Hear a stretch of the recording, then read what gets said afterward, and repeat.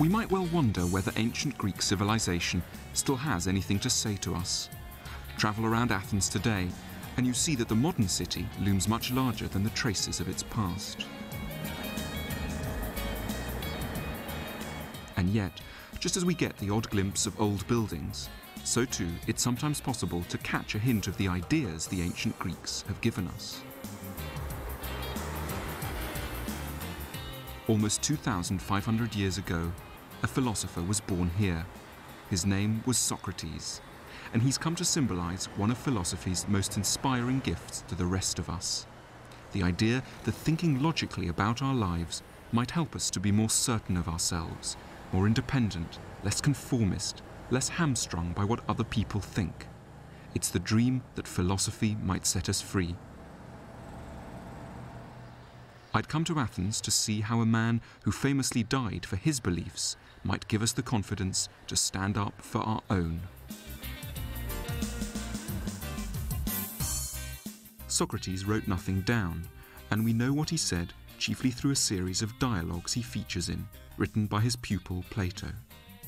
We're not even sure that this strange little statue is of him. We know he was born in 469 BC and was married to a famously shrewish woman called Xanthippe. When asked why he'd married her, he replied that a horse trainer had to practice on the most spirited animals. There is one fact about him that stands out. Among all ancient philosophers, he is perhaps the greatest. And there is no clearer evidence of this fact than that he's the only philosopher readily available as a fridge magnet. The magnet suggests another fact about Socrates, that he was extraordinarily ugly. In the history of a subject with many notably ugly practitioners, he was surely the ugliest. Even his very good friends compared him to a stingray, a satyr, and a grotesque. He compounded his looks by almost never washing, rarely changing his cloak, and never wearing any sandals. It was said that he'd been born in order to spite shoemakers. Socrates' idiosyncratic habits point the way to one of his most inspiring ideas, that we should find ways to build confidence in our own beliefs and not be too swayed by the opinions of others. There are great similarities between humans and sheep. We may not have wool on our backs or emit baaing sounds, but we often have an urge to follow our fellow creatures passively and have a horror of breaking away from the group.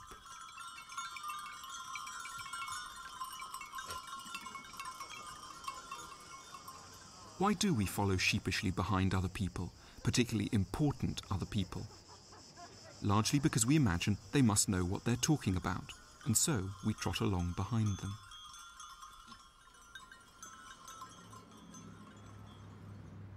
Until 1998, Andrew Miller was a loyal employee at this company, British Biotech in Oxford, where he was Director of Clinical Research.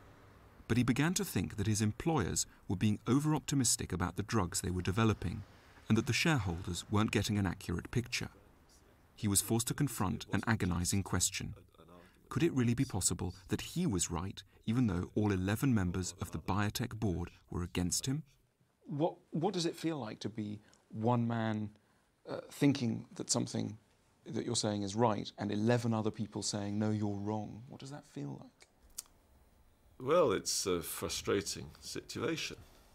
It's, you know... Is it terrifying as well?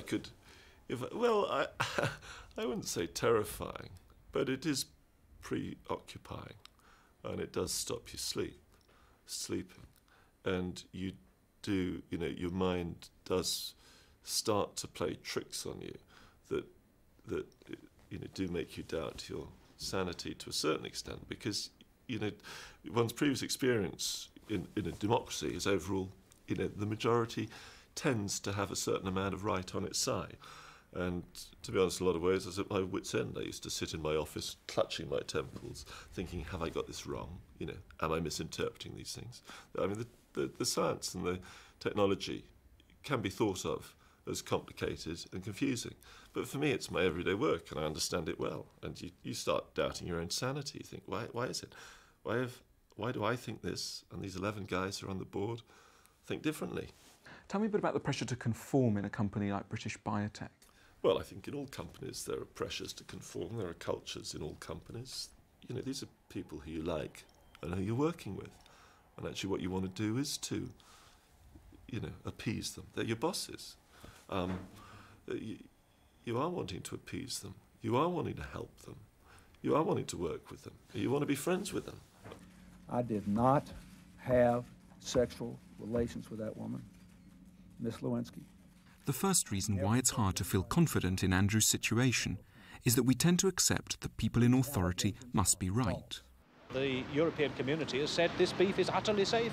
It's this assumption that Socrates wanted us to challenge, by urging us to think logically about the nonsense they often come out with, rather than being struck dumb by their aura of importance and air of suave certainty. Start a fight to cut out the cancer of bent and twisted journalism in our country, with the simple sword of truth and the trusty shield of traditional British fair play. So be it. In deciding when to follow prominent people and when to disagree with them, Socrates had one huge advantage over us. He could always talk to them in person. Athens in his day had a population of just 150,000. And all the citizens came here to the Agora, the main market and meeting place of Athens.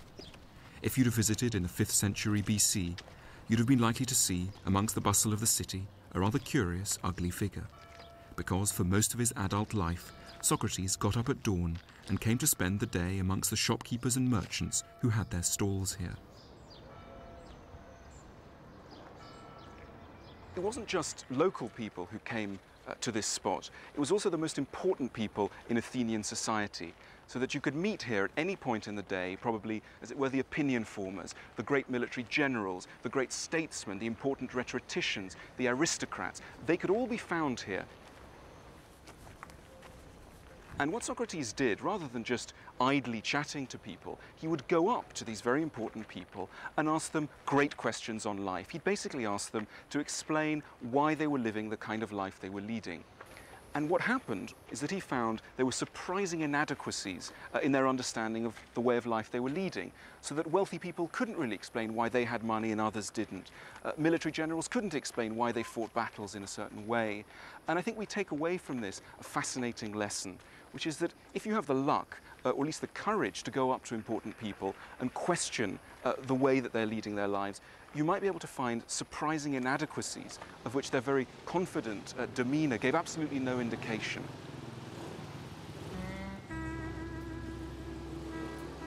The second reason we may hesitate to challenge other people is that we all know in our calmer moments how easy it is to make trouble for the wrong reasons, because we're feeling pig-headed or bloody-minded.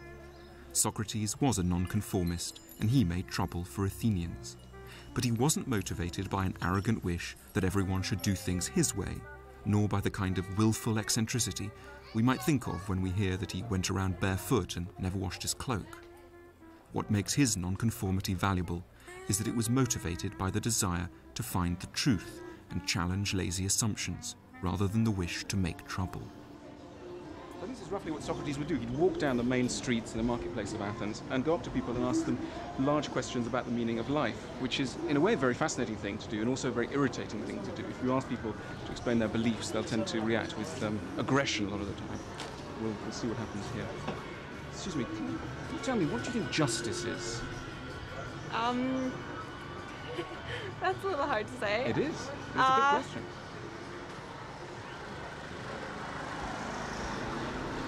I guess just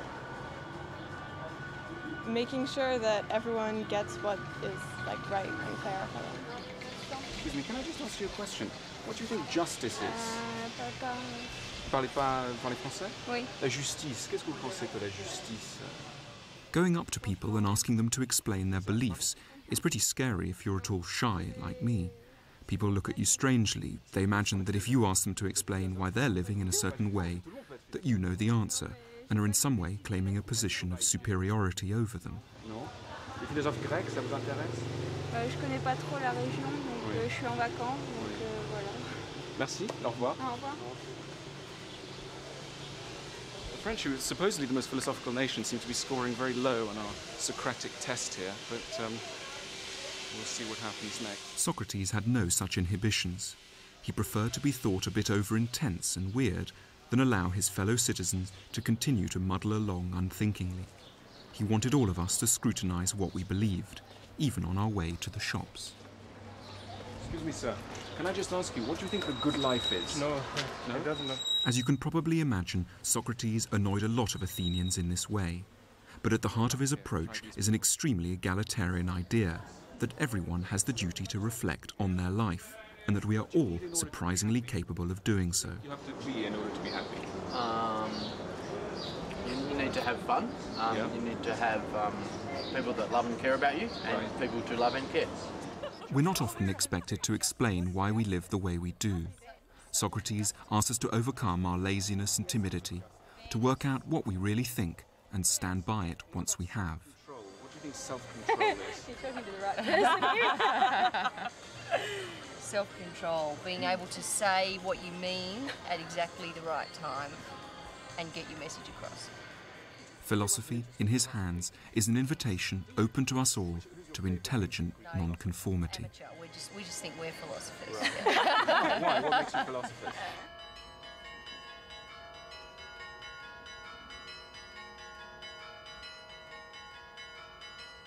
Socrates doesn't just give us the confidence to challenge prevailing ideologies, beliefs and traditions. He also offers us a way to develop beliefs of our own, which can help us to strike out from the crowd. And the way to do so is to put them through a rigorous test which he devised. If our opinions can survive Socrates' test, then they will truly be worth standing up for. The reason why there are a lot of woolly or at least imprecise ideas out there in the world is that many people imagine that you can come up with a good idea without thinking too hard about it. Socrates thought this was crazy, and to bring out the insanity of this position, compared thinking to potting. And no one would imagine that you could make a good pot without at least following some pretty rigorous steps. And yet many people imagine that you could come up with a good ethical idea, an idea on how to live your life, without thinking too hard about it. Socrates went further in his analogy. He actually came up with a distinct method, a Socratic method of thought. He identified 5 distinct steps which anyone who wanted to come up with a good thought would have to follow in order to do so. And these thoughts can roughly be summarized as follows. Firstly, look around you for statements that many people would describe as plain common sense. For example, that the best jobs are those which are most highly paid, or that happiness comes from being married. Secondly, try and find an exception to this. Could you ever be married and yet unhappy? Or could you ever be in a very well-paid job and yet miserable? Thirdly, if an exception to this statement is found, it must mean that your statement is false or at least imprecise. And in this case, we find that there is an imprecision. Fourthly, try to nuance the initial statement to take the exception into account. So in our example, realize that it is possible to be quite unhappy in a very highly paid job if it's completely creatively unfulfilling, or to be quite miserable in a marriage if you've married the wrong person. Lastly, you continue this process for as long as possible. You keep trying to find exceptions to your common sense statement. And Socrates said that the truth, insofar as anyone's ever able to reach the truth, lies in a statement which it seems impossible to disprove. If we test our opinions in this way, Socrates believed, we'll be able to construct trustworthy and watertight thoughts, in just the same way as a skilled potter makes trustworthy and watertight pots.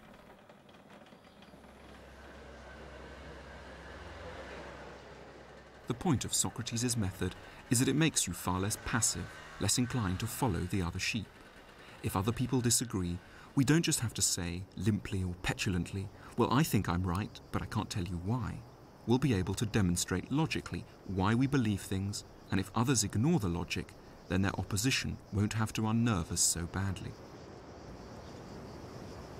Most of us imagine that we can't be philosophers because we haven't studied philosophy, we haven't read enough, we haven't gone to school long enough, we haven't done a university degree. And I think what I find extremely inspiring in Socrates is the idea that everyone can think. And not just everyone can think, but everyone has a responsibility to think. As he famously put it, the unexamined life is not worth living. Socrates made the idea of an examined life seem far from forbidding. Socrates suggests that we can have an interesting philosophical conversation anywhere, even on a street corner. Philosophy needn't just happen behind the walls of a university or in a schoolroom. Socrates used to talk to an extraordinary range of people and liked to demonstrate to them that they were all able to arrive at well-thought-out opinions. It's an inspiring idea. However, in our modern democratic societies, where focus groups and opinion pollsters rule, Socrates would have thought that our problem is that we tend to listen to opinions whether they're well thought out or not. There's too much risk involved with that. Although Socrates believed that we were all, in theory, capable of living an examined life, he knew that in practice most of us don't. And this meant that he couldn't accept that every opinion was equally worth listening to, any more than that every pot was equally capable of holding water. Strange as it may sound to modern ears, and even though he lived in the very cradle of democracy, Socrates had the gravest reservations about democracy, because he refused to accept that just because the majority supported an opinion, that made it right. And he'd have thought it ridiculous that people in positions of power might be guided by focus groups like this.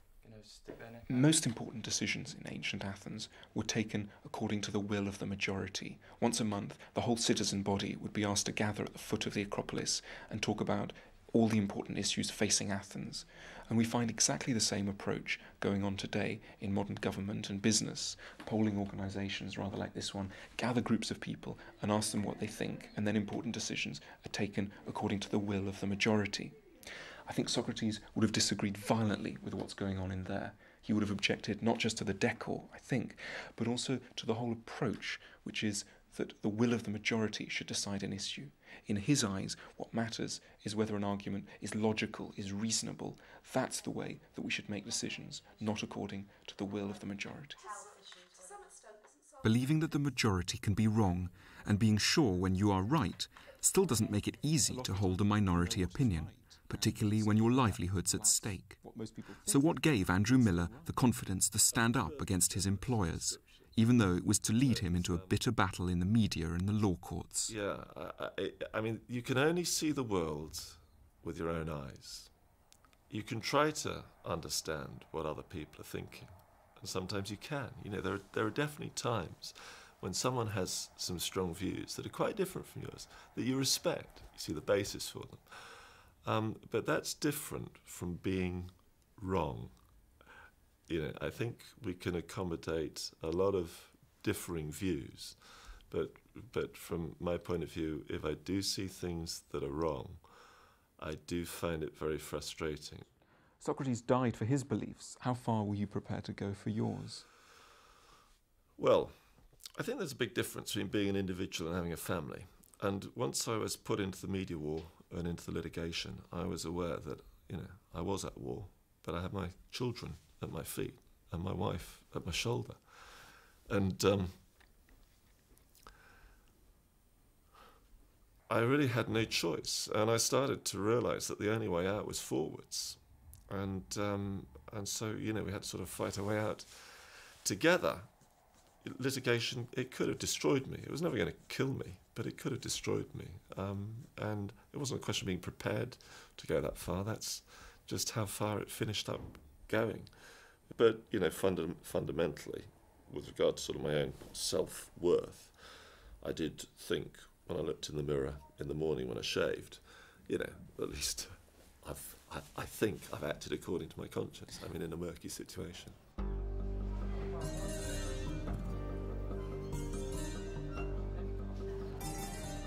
Andrew feels that he's been vindicated by the out-of-court settlement he received from his employers.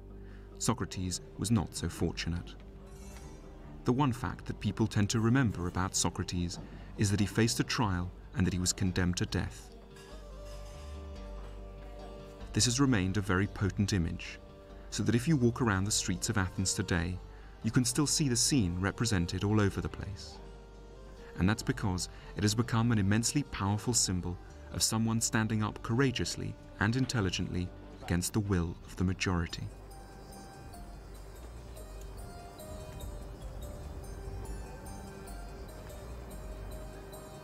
The charge against Socrates was of having corrupted the youth of Athens and failing to respect the gods the city worshipped. The potential penalty was death. One March morning, Socrates was asked to show up at the courthouse in Athens, and Socrates was facing probably a jury of 500 Athenian citizens. And what we do know is that the atmosphere inside the courtroom was relatively hostile towards Socrates from the very beginning. They were suspicious of this man. Many of them had been questioned by him before, and they were not on his side. So Socrates was really facing the possibility that he would die, and yet he didn't lose his nerve.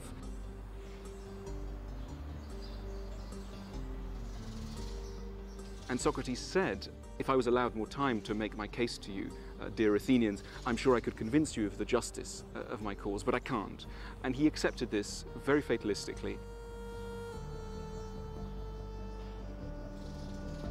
When the final vote came to be taken, the majority of the jury decided that he was guilty and that he should be sent to death. Socrates was led off from the courtroom to the prison just a few yards away. His wife, Xanthippe, came to visit him, but she broke down so hysterically that she had to be led away. Many of his friends were also in tears. Even the prison warder, who had seen many go to their deaths, offered his apologies and said that of all the people who had ever come through the jail, Socrates was the noblest, the most generous, and the wisest. And a few moments later, the executioner came through the door with a cup of hemlock. Socrates was given the cup and asked to drink. And after a few moments, his legs began to feel heavy. Slowly, the paralysis caused by the conine, the paralyzing agent in hemlock, started working through his body. And within a few minutes, his whole body was paralyzed, and his friend Fido reached forward and shut his eyes.